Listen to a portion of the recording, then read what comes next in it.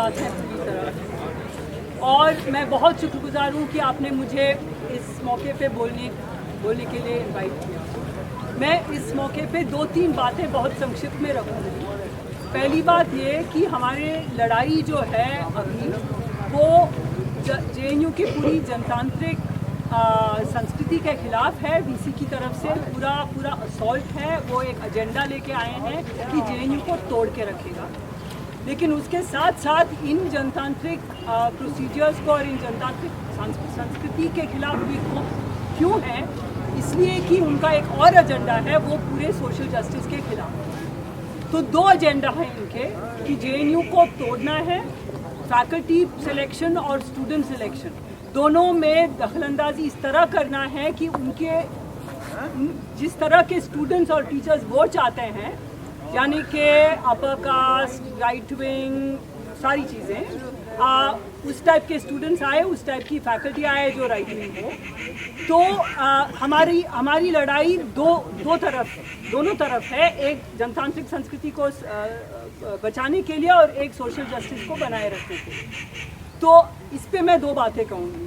AC में AC के अभी जो AC हुआ उसके 2 सेशंस थे, एक एडजर्न हुआ तो दो हिस्सों में बांटा गया। उसमें जो हुआ मैं आपको बताती हूँ बहुत संक्षिप्त में, but the main thing is कि you understand that an AC meeting begins by passing and approving the minutes of the previous AC, all right? Like we all understand that. So the previous AC was the 141st AC. At the 142nd AC, 23rd and 26th of December, the first item on the agenda is Part A, confirmation of minutes, Part B, confirmation of minutes. The minutes are completely manipulated, false, and misrepresented what happened at the AC meeting, number 1. Number 2, standing committees, which, now what does a standing committee do? There's a standing committee, the committee that you were speaking about, in which Students' Union is there, many faculty members are there, some of them are present here, which discussed the fee hike. Now the fee hike is for admissions. In the admission procedure, they're proposing certain fee hike. So a standing committee discusses this. The standing committee is supposed to send that report to all the centers for opinion. It comes back to the standing committee, then it is supposed to come to the AC. What did this VC do and his so-called team? What they did was, they presented the chairperson, Mila Punya's signature only. There is no signature of any other member of that standing committee, professors or students. They said there was consensus that the fee hike, all these items, including the fee hike, that there is consensus, but only Punya has signed. We have emails from Professor Bishnupriya Das, we have emails from Andrew Lin, several faculty members have objected to the fees. Students' Union has dissented. They have dissented. It is there in the minutes. But there was consensus, Students' Union dissented. What does this mean? If somebody dissents, there's no consensus. But number 2, there was not even a consensus among faculty members. And we noticed that the standing committee minutes were not signed by all the committee members. So those standing committee minutes, which say that the fee hike should happen, are completely illegal, illegitimate, have not been passed by anybody but Mila Punya. Nobody has agreed to it. Of that entire committee, 3 or 4 faculty members have registered their objections. We are not given those objections. We know because they send us emails. So it's a very unprecedented thing that I have seen, that minutes are manipulated and false minutes are presented in such a shocking way. And when we raised this, he says initially there was politeness, and he was like, I signed it because as the chairperson, I'm entitled to sign. And we said, no, don't you understand procedures? You're not supposed to sign. Now, they did send it to centers for approval, but they sent it now, like 3-4 days before the AC. Most center chairpersons, it's sent to the chairperson. The chairperson doesn't have an opinion. The chairperson has to have an opinion in consultation with the faculty. Faculty is on vacation. So many chairpersons wrote and said, we have no opinion on the fee hike right now. You cannot implement it from this year. These emails are on record. But we were not, none of us were listened to, and it was presented as a fait accompli. When this happened, many of us we had to raise our voices, we had to shout, so we were told, you're behaving badly, you're being unruly, because they control the mic. Now, I don't know, many of you know how it used to be in the SSS, or in that SSS room, everybody has a mic. In this room, the 10 men sit in front of us. Why are they there? Why is Mila Punya sitting with the Vice Chancellor in a role? They have mics, we don't have mics. The mic guy has to come to you, so we have to shout. You see, they have set up an entire process. The actual structure of the meeting violates every democratic norm. So number one, this fee hike is illegal because nobody has agreed to it. The standing committee has not agreed to it. The standing committee has not sent it back to the centers. It has been unilaterally passed by the VC and his team. That is number one. Number two, when it comes to the UGC Gazette, UGC notification, it is recorded in the minutes again as having been passed by the last AC. But this is not true. Now this is in part B. Part A happened on Friday. There was a fair amount of discussion on Viva and so on. I'll come to that. But one thing the VC learned in the last meeting is that he thought that only those of us who are shouting, 5-6 people who are shouting are the troublemakers. He said, I will ask everybody to speak. When everybody spoke on the Viva, it turned out that something like 27 and 23 was the split. 27 members present agreed to a reduction in Viva marks, even those centers which had initially said no reduction in Viva for various whatever reasons, academic, whatever. I won't speculate on the reasons why. But even those centers, when they realized the politics of that moment, even the centers who had sent in written submissions saying, we don't want a reduction in Viva, agreed to a reduction in Viva. That's why we were in the majority. So he realized when he makes everybody in the AC speak, even the quiet members of the AC are part of the JNU ethos. So the 27 on. When that happened, he didn't say let the majority opinion.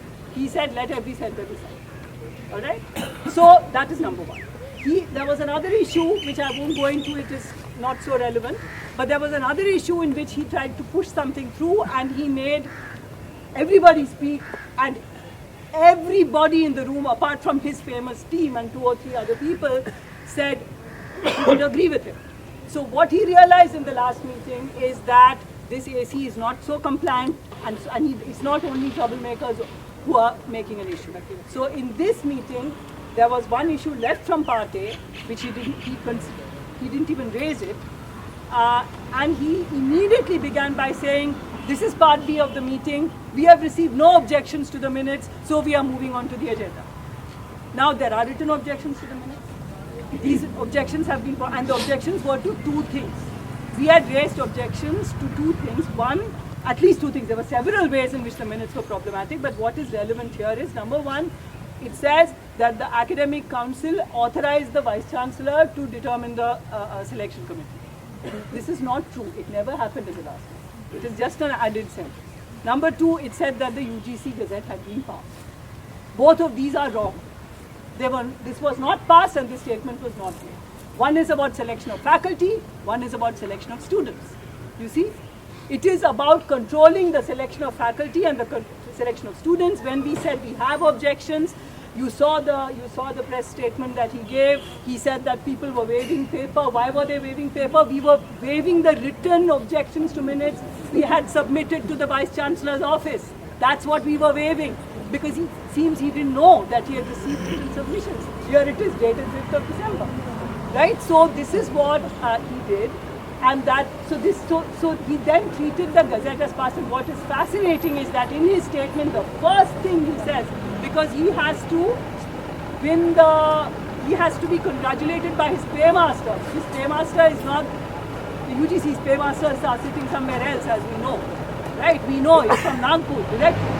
And the first thing his statement says is that the AC adopted the UGC Gazette, which we did not. So I would only request in the interest of unity that when you say signature and sign, we all sign before the meeting on a register. What happens here now, he can claim that, and he does claim that the UGC Gazette was passed. This is a lie, but he will say, look, you all signed. We signed before the meeting. Through the meeting, we were objecting. He did not permit the minutes to be discussed, and the way it happened, if you saw our teacher's statement, you'll see they just kept on. They said it's passed. We were 50% of the room was standing up. He wouldn't listen to us. He passed it. So that's the first point. So you have to understand that half the information you get from the 99% of the information you get from the DC's office is false, manipulated, and completely. I cannot believe the way he speaks to us. I cannot believe the way he conducts the meeting. We are reduced to shouting and yelling and so on. Number one. Number two, when it comes to the Viva marks, as I told you, most of us there felt, and we feel at our center was one of those who agreed, who feel that the Viva mark should be reduced. And our perception is, and I think a lot of us feel, that I don't have to repeat to you, I think I was here when the three of you were speaking, I don't have to tell you why we believe that social justice is an agenda not of those who are discriminated against, but it is our agenda as a society. Social justice is all our agenda. And we are proud to work many of us have worked in the university system for decades. We know that social justice is what makes our universities lively. It transforms our intellectual agenda. Why is Ambedkar in every syllabus now? Why? For the last 10 years, Ambedkar has been in every syllabus because of the movements, because of the presence of the students, because of the presence of powerful voices which force us to reshape our intellectual agenda. So we stand for social justice for ourselves. We should all, each of us, whether we are Dalit Bahujan, or whether we are not Dalit Bahujan, whether we are Savarna and have lived in privilege all our life, social justice is for all of us. Because that's the world in which we want to live. So we are with you on the Viva issue. And so the UGC Gazette has to be fought at a national level. You understand this is a very dangerous document. It is precisely because the UGC and the current regime understands the power of social justice that they have brought this UGC Gazette, which will basically, as you know, I suggest a two-stage exam. One stage is written, 50% flat minimum. Second stage, entirely Viva. So it's exactly as we are heading in the direction of less marks for Viva, they want to head in the direction of complete control. During the Viva, complete control over, and it is very clear that all of us know that only Viva is a deeply problematic. I would be really, so we have to really fight it. We cannot allow this to be implemented. There has to be a nationwide movement against it, and we have to fight this, and we have to somehow build unity. I know my friend who spoke before me also said this. There has to be unity in some shape and form. We have to build a unified movement against the ways in which JNU is being targeted in particular, but social justice is being targeted. We have to fight to retain the social justice norms that we have struggled to build, and we believe in it, and we have fought for it, and we will not let this regime, and we will not let these forces defeat us. We have to fight till the very end, and we are with you.